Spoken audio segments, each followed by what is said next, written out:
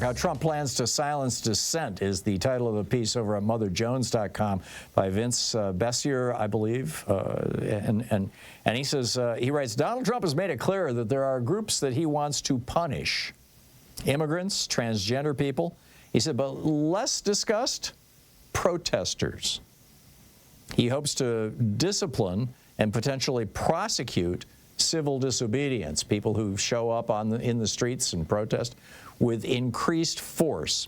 In May, Donald Trump promised a group of donors that, quote, any student that protests, I will throw them out of the country, end quote. And that's more than just bluster, writes Vince over at Mother Jones.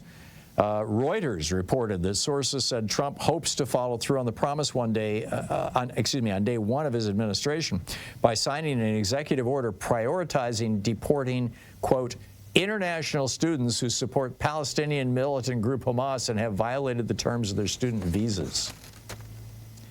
One piece of the potential infrastructure, I mentioned this in the first hour of the program, is this Stop Terror-Financing and Tax Penalties of American Hostages Act. This is the law that's probably going to be voted on this week that gives the Treasury Secretary the power to designate a nonprofit as a supporter of terrorism and strip them of their nonprofit status. He notes the Heritage Foundation, the right-wing group behind Project 2025, has also given Trump a workable plan to stop pro-Palestinian dissents. It's called Project Esther.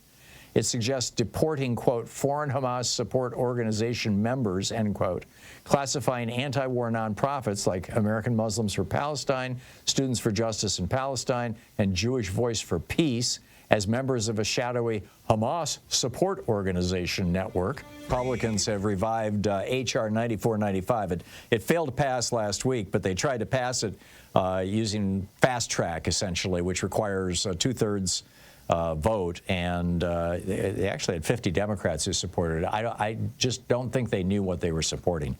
I doubt they will this time, but now they're going to do it through regular order, which means they don't need a single Democrat. All they need is all the Republicans. What this bill will do is allow the Treasury Secretary to designate any nonprofit in the United States as a supporter of terrorism, and instantly, with basically, there is an appeal process, but it's not robust, shall we say. Instantly, they will lose their tax-exempt status, which means that they will lose institutional support if they're getting foundation support. Donations will no longer be tax-deductible. There's a whole bunch of doors that close when a nonprofit loses their nonprofit status.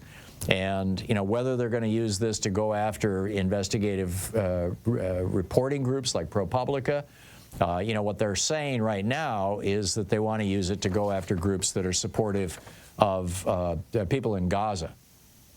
And this is what Abby Maxman, the president and CEO of Oxfam America, had to say about this. He said, this bill would increase the powers of the president at the expense of all of our freedoms and could impact not only organizations like Oxfam, but other nonprofits, news outlets, and even universities who dare to dissent.